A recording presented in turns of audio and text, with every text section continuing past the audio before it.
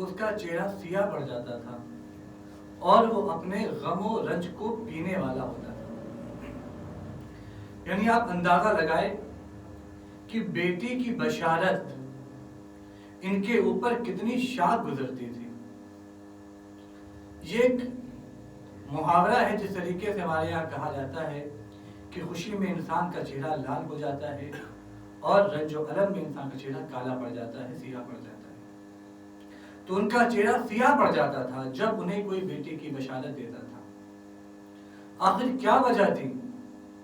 اتنی نفرت ایک بیٹی سے, ایک عورت سے کوئی کیوں کر رہا تھا؟ اس کی وجہ یہ تھی کہ دور جاہلیت میں عورت کی معرفت نہیں تھی. اگر معرفت ہوتی عورت کی تو پھر وہ خوشی مناتے, ان کا چہرہ کبھی سیاہ نہ پڑتا. عدم معرفت کی بنا پر, نہ جاننے کی بنا پر وہ لوگ یہ کہتے تھے کہ یہ بیٹی جو آج ہمارے یہاں پیدا ہوئی ہے یہ ام الفتن ہے, کل یہی بڑی ہو کے فتنہ و فساد برپا کرے گی اور لوگوں کو گناہوں میں مبتلا کرے گی. یعنی آپ عدم معرفت کی طرف توجہ دیں تو اندازہ ہوگا کہ عدم معرفت کہاں تک انسان کو کس گمراہی تک لے کے چلی جاتی. وہ بیٹی جس پر ایک باپ کو خوش ہونا چاہیے وہی باپ ہے جس کا چہرہ سیاہ ہو جا رہا ہے رنج و الم کے مارے. لیکن اسلام نے عورت کی معرفت کرائی. اور اگر میں یہ جملہ کہہ دوں تو غلط نہ ہوگا کہ جتنی اچھے سے اور جتنے احسن طریقے سے عورت کی معرفت, خواتین کی پہچان اسلام نے کرائی, کسی اور مذہب نے نہیں کرائی. اسلام ایک کامل مذہب ہے جس میں تمام احکام, تمام عقائد پائے جاتے ہیں. تو جتنی اچھے طریقے سے, جتنے احسن انداز سے عورت کی معرفت اسلام نے کرائی, کسی نے نہیں کرائی. اور صرف معرفت نہیں کرائی بلکہ نمونے عمل بھی پیش کر دیا اسلام نے. وہ عورت جسے اب تک لوگ فتنہ و فساد کی ماں سمجھتے تھے, اسلام نے کہا یہ فتنہ و فساد کی ماں نہیں ہے, بلکہ یہی عورت اگر بیٹی ہے تو یہ باپ کی فرما بردار ہے.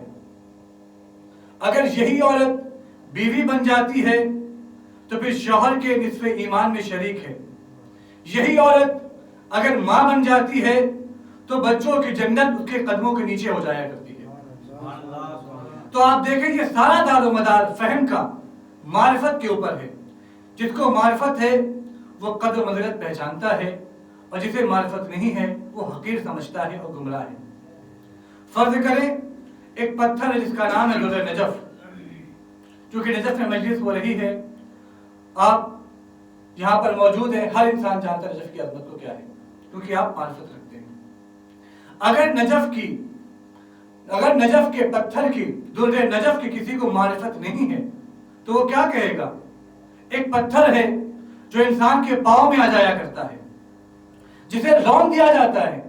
لیکن اگر کسی کو در نجف کی معرفت ہے تو اسے پتھر نہیں کہے گا, بلکہ یہ کہتا ہوا نظر آئے گا کہ یہ ایسا پتھر ہے اگر اس کی جانب دیکھ لیا جائے تو جو عمرے کا ثواب مل جاتا ہے. یہ تمام چیزیں ہیں معرفت اور عدم معرفت کی بنا پر.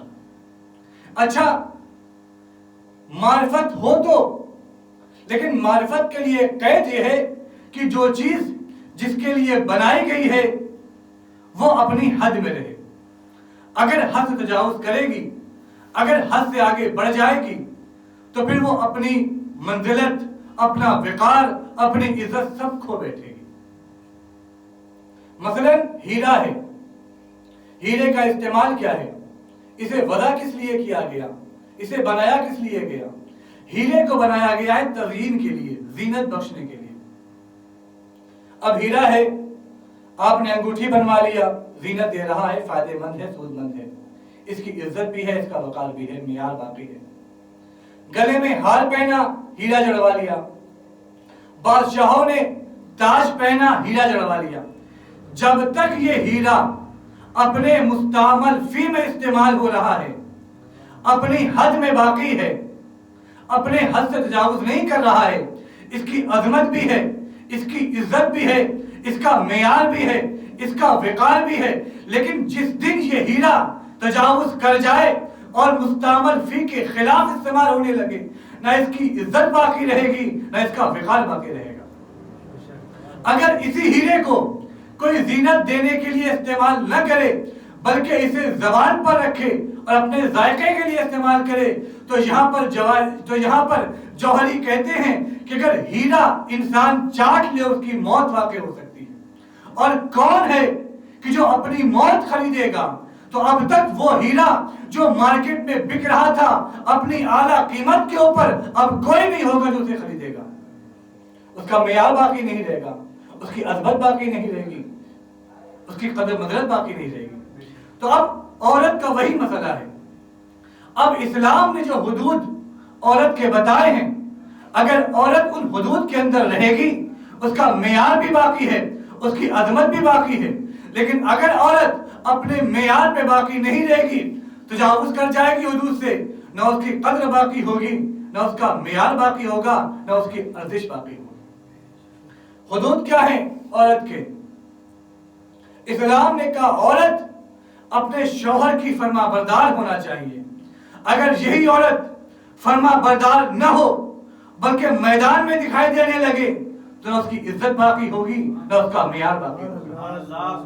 اسلام نے کہا عورت پردے میں رہے۔ اگر یہی عورت پردے میں رہے گی، عزت بھی ہے، ارزش بھی ہے، قیمت بھی ہے، معیار بھی ہے، لیکن یہی عورت پردے میں رہنے کے بجائے پردے پر آ جائے، نہ عزت ہے، نہ معیار ہے، نہ ارزش ہے۔ تو معلوم ہوا اگر حدود کے اندر کوئی چیز ہے اس کی ارزش ہے، اس کی قیمت ہے، اس کا وقار ہے، اس کا معیار ہے۔ اب اگر معرفت نہیں ہے ان حدود کی یا معرفت نہیں ہے کسی چیز کی تو آپ کی نگاہ میں وہ چیز حقیر نظر آتی ہے۔ تو اسلام نے معرفت کرائی کہ عورت کسے کہتے ہیں اور عورت ہے کیا، اور کچھ نمونے بھی اسلام نے پیش کر دیے، کچھ مثالی خواتین اسلام نے پیش کر دی جن کے ذریعے سے عورت اپنا کردار سنوار سکتی ہے۔ چونکہ میری مجلس کا عنوان جناب ام البنین ہے تو میں نے یہ ساری تمہید انہی کے لیے باندھی ہے۔ تاریخ اسلام میں اور تاریخ کائنات میں ایک خاتون جس کا نام ام البنین ہے، انہوں نے ایسا کردار دکھایا اپنا کہ اگر کوئی عورت ان کے کردار پر عمل پیرا ہو جائے، ان کے کردار کو اپنے کردار سے ملا لے، اس کی عزت بھی ہوگی، اس کا وقار بھی باقی رہے گا۔ اور انہوں نے یہ دکھا دیا اور یہ ثابت کر دیا آنے والی قیامت تک کی عورتوں کے لیے کہ دیکھو اگر معرفت امام کے ساتھ دفاع امام کرنا ہے تو ایسا نہیں ہے کہ دفاع امام صرف ایک مرد کر سکتا ہے، اگر عورت بھی چاہے تو دفاع امام کر سکتی ہے۔ یہ اور بات ہے، روش بدلے گی، طریقہ بدلے گا، نہج بدلے گا، لیکن عورت بھی دفاع اسلام کر سکتی ہے۔ مرد کے پاس قوت ہے، بازو ہے، وہ جاتا ہے جنگ میں، دفاع اسلام کرتا ہے، دفاع امام کرتا ہے، دفاع معصوم کرتا ہے۔ عورت ہے، صرف نسواں ہے، صرف نازک ہے، اس کے پاس مردوں کی اتنی طاقت قوت نہیں ہے۔ اب یہ کیسے جہاد کرے؟ تو خدا نے اہتمام یہ کیا کہ عورت کے لیے اگر منع کیا گیا کہ میدان جنگ میں نہ جائے تو خدا نے اسے صلاحیت دی ہے ماں بننے کی۔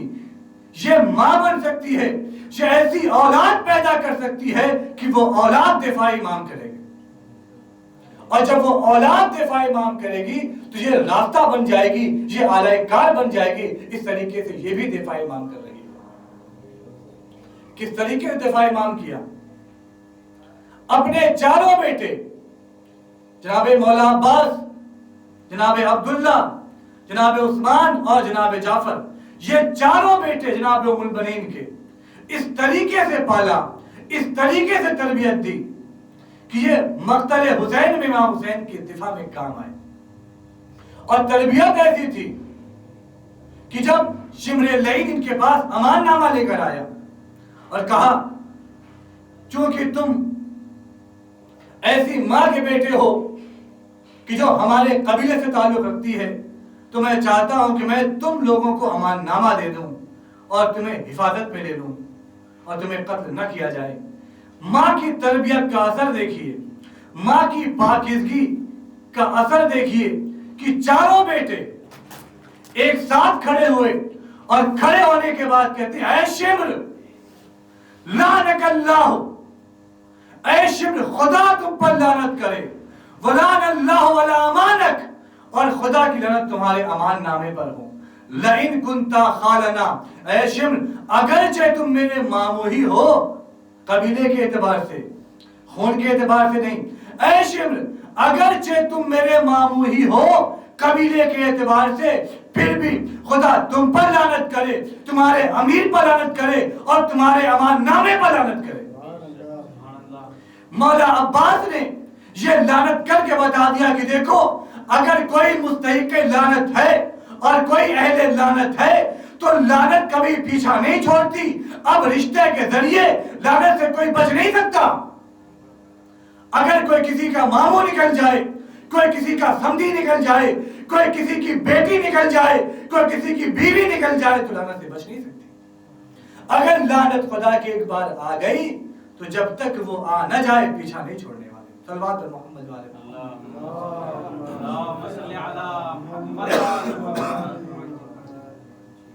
جناب ام البنین، ان کا نام فاطمہ کلابیہ ہے، یہ امام علی کی زوجیت میں تھی۔ عزیزوں، اگر اندھیری جگہ ہے، ایک ایسا حجرہ، ایک ایسا کمرہ ہے جس میں اندھیرا ہے اور آپ کو روشنی کرنی ہو تو آپ کیا کریں گے؟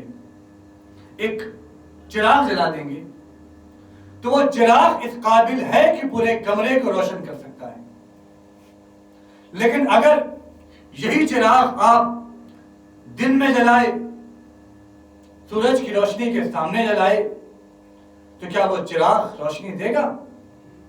وہ چراغ پھیکا پڑ جائے گا کیونکہ اس سے قوی روشنی موجود ہے۔ لیکن کیا کہنے کردار ام البنین کے، جہاں پر شہزادی فاطمہ الزہرا سلام اللہ علیہ آتی، وہیں پر بی بی آئی اور آنے کے بعد اپنے کردار کا لوحہ منوا دیا، گھر میں داخل ہوئی، زوجیت میں آئی، امام علی نے فاطمہ کہہ کے خطاب کیا، ایک گزارش کرتی ہیں میرے سید میرے